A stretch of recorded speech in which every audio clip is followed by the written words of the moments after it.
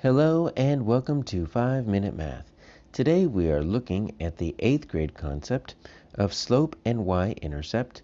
This is standard 8.4C in the great state of Texas, and we are using item number 6 off the 2017 released STAAR test.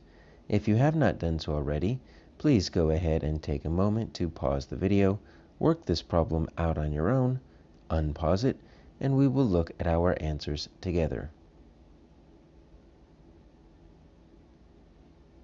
So we have a table here, and it shows the number of gallons of gasoline a car's tank has after it's been driven X miles. And that's going to be important for us, is to notice that they've given us these two variables, but they've labeled them as X and Y. So when these data are graphed on a coordinate grid, which we don't have a coordinate grid, the points all lie in the same line. So that lets us know we have a linear relationship. And what are the slope and y-intercept of this line? All right, so if we did want to kind of put this right here on a graph right here, we can say X, that's going to be the miles driven. Y can be gallons of gas. And look what here, so you've got your X and your Y right there. So you're starting like right here at like X is 0, let's call that Y, maybe that's your 15. And then your miles, you've got your 10, and you've got 20, and they kind of go up to 35. So they don't really use the same, the exact same pacing.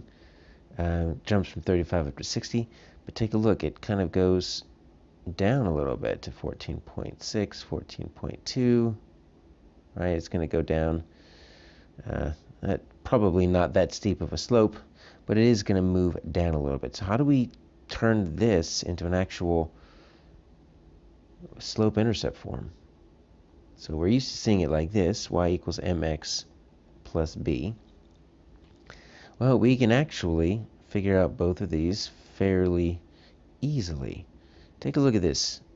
This b right here, this is our y-intercept. That means where does it touch the y-axis when x is 0? So we say if x equals 0, then y equals, that's your b, that's your y-intercept. Well, they give it to you. Look at that. They tell you that if x is 0, y equals 15. Okay, so now we can say y equals mx plus 15. And look at that. They've got a y-intercept here of 15. So we don't need, I don't even know where 375 comes from, but they give you the y-intercept right there. The harder part is going to be the slope. All right, so the slope, remember that equals the rise over run. And we could just tell by how the numbers are decreasing, right, that we're getting into a negative slope. It is going down. So what that is that's the change in y over the change in x. So we need to take two y coordinates, we need to subtract them. We need to take two x coordinates and subtract them, put them in the numerator and denominator respectively, and that's our slope. So let's just make it easier. I want to use this first row here simply because we've got a 0, and subtracting 0 is easy. So let's just use these two right here. All right, so let me take my two y's. So I've got 14.6. I'm just going to use the bottom one as my second set, and that's going to be my first set, minus 15. And then I've got my, that's why I wanted to do that. Look at that, 10 minus 0. So that's easy. All right, so it looks like I've got 0.4, so 14.6 minus 15 is just 4/10 away. 0.4 over 10. So that's kind of weird to have a decimal inside of a fraction, so I'm just going to divide 10 into 0.4, right? And you might already know, but you actually have to add an extra 0, and you get that 0.04, right? You're just moving the decimal 1 over.